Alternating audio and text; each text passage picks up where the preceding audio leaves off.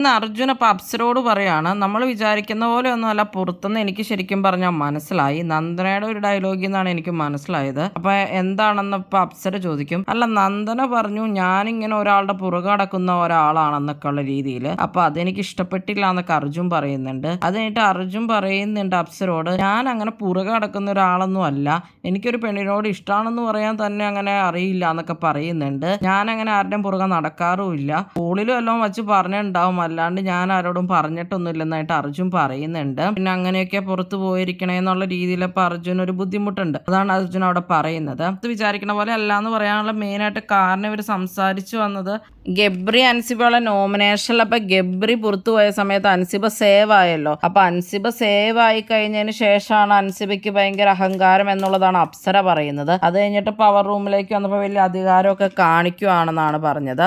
അപ്പോൾ അർജുൻ പറയാണ്, ജിൻഡോ ഇരുന്നപ്പോൾ പറഞ്ഞായിരുന്നു അൻസിബ നോറേനെ റസ്മിനെയൊക്കെ ഒതുക്കി കളഞ്ഞു എന്നുള്ളത്. പുള്ളി ഇടയ്ക്ക് ഇങ്ങനെയൊക്കെ കുറെ കാര്യങ്ങൾ പറയും. ശരിക്കും പറഞ്ഞ തമാശയാണോ സീരിയസ് ആയിട്ടാണോ പറയണേന്നൊന്നും അറിയില്ല.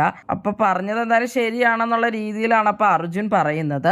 അൻസിബയുടെ ഒരു ഇതിലാണ് പവർ റൂമിന്റെ മൊത്തം കാര്യങ്ങൾ നടക്കുന്നത്. അതെല്ലാവർക്കും അറിയാം, അവിടെയുള്ളവർ മൊത്തം അൻസിബ പറയുന്നതാണ് കേൾക്കണേന്ന്. അപ്പൊ അതൊക്കെയാണ് ഇവർ ഡിസ്കസ് ചെയ്തുകൊണ്ടിരുന്നത്.